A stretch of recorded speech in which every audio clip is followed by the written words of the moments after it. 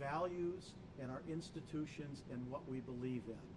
So thank you for coming. I'll now turn it over to my colleague, Jamie Kilbreth.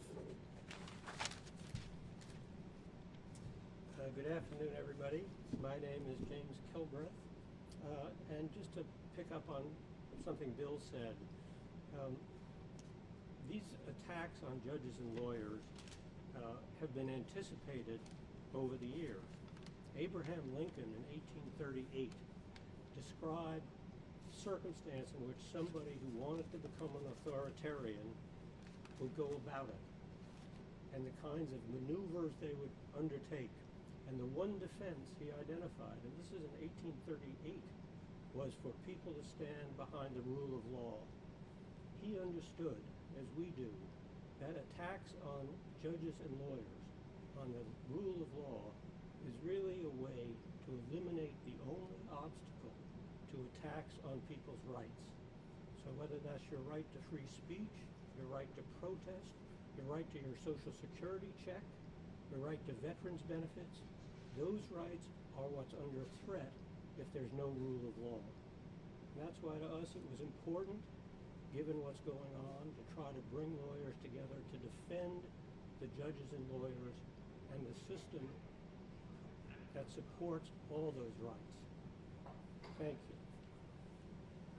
Rachel? Good afternoon. My name is Rachel Wertheimer.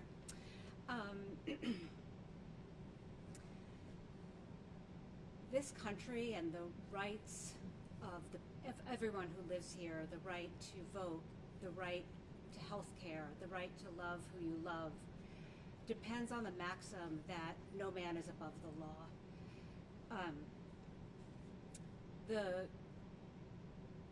The attacks of Trump, whether it's the executive orders against law firms, the disregarding the orders of the courts, have put our country at the brink. We have one choice. We can stand up and we can fight back, or we can let this president become a king. And it's really no choice at all. So we're calling on our colleagues, both in the law and in the courts, to stand up, to follow the direction of some of the law firms around this country who are really fighting back against Trump's executive orders. And we're also calling on colleagues in other areas, doctors, teachers, civil servants. This is our chance to fight back and show that we won't stand for the erosion of the courts and the country that we're seeing today. Thank you.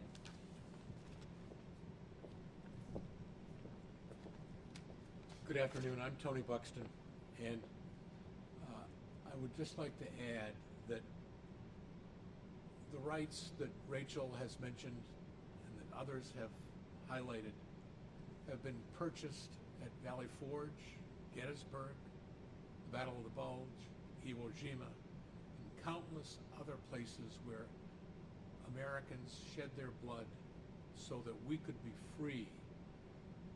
To be free means to have the constitutional rights and the statutory rights that enforce those rights.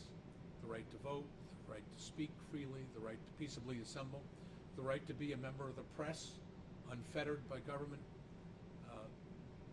The many rights that we take for granted, unfortunately, we are here today to say that those rights are in peril and that we must be vigilant in determining that, in assuring that the institutions that protect those rights remain strong.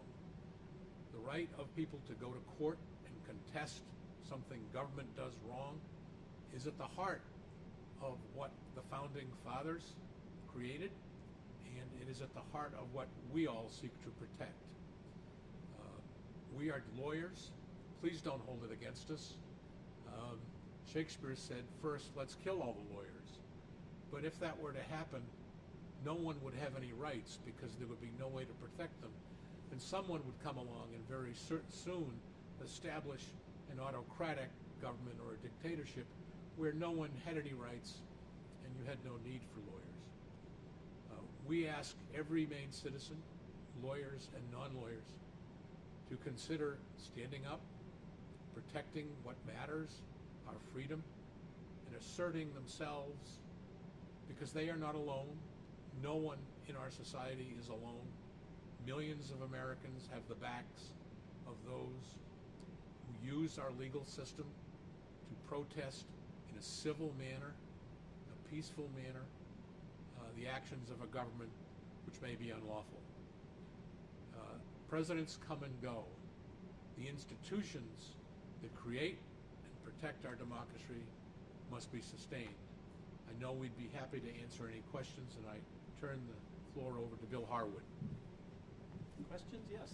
So when you say stand up, are you asking for these organizations to take legal action, or are you asking for them to come out against what's been going on? We want them to stand with us and to make a statement that the attacks on judges and lawyers is not okay, and that we want to protect judges and lawyers. So we're asking these organizations to stand with us, but much broader than that, we're asking all of the Maine lawyers out there, those who have not signed yet, but hopefully will sign our statement, that to stand with us and to speak out.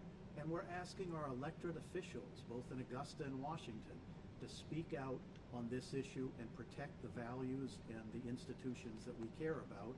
Most importantly, to make sure that judges are not challenged and lawyers are not sanctioned for doing their jobs. Let me just add one thing to that, which is part of this is so that people are prepared in the event that something happens that requires people to take action. We are not left in the lurch and blindsided. We're ready. Rachel or Tony, want to add? I have a question. How do you react to the law firms and other situations where some have actually felt the need to capitulate to the president's threats, basically demands, and or actions towards the rule of law? Yeah, that's part of why we're here today, that we watch and we are concerned as we see law firms around the country under attack by the Trump administration, seeking sanctions against them. And the message we want to go out today to those law firms is that we're here with you. We have your back. We hope that lawyers throughout the country will tell those law firms, and we know there are more to come.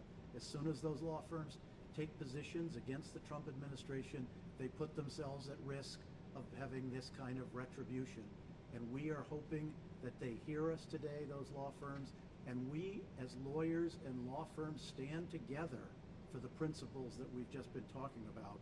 So we hope that there are more and more law firms who will say, as our governor did, we'll see you in court.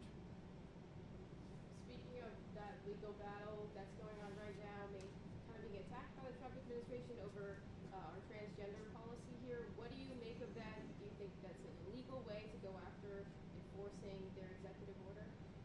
What we care about is making sure that whatever the disputes are over policy are done inside the court system, where lawyers who advocate for popular and unpopular causes are not facing retribution, and the judges that have to make difficult decisions on those cases are not facing retribution. They're not being criticized, their orders are being complied with, and most importantly, they're not threatened with impeachment or removal.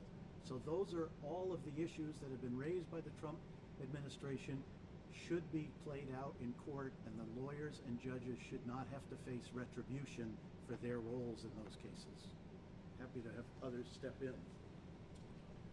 I would only add that if you make it really simple, where a president can decide what laws still apply and what laws do not, there are no laws, none. Where a president can punish people for protecting themselves in court by canceling grants, by threatening retribution, by threatening education funding, by cutting off food for hungry children, where that is lawful, there are no laws. And we need to face, as a society, the very, very tough point that at that point, none of our rights are safe. And we must stand up, peacefully assemble, and protest. And this is our way of doing that. It's always talked about as a system of checks and balances. Can you sort of talk to me about how the legal side really does check and balance other branches? Yeah, I think that's an important part of this discussion, that the separation of powers. You know, you go back to the beginning of this country, and Chief Justice John Marshall made it clear that the judiciary is an co-equal branch, and when the judiciary rules and makes a ruling, all of us must abide by it, including the most powerful people in Washington, including the president. The judges are not making rulings that only apply to some of us, and that there are others who are above the law. The basic rule is none of us are above the law, and the judiciary branch is a co-equal branch, and when they make a decision, we must respect it. And having an administration that attacks judges who rule against the administration, who threatens retribution and threatens to remove their funding or to impeach them, is simply not acceptable.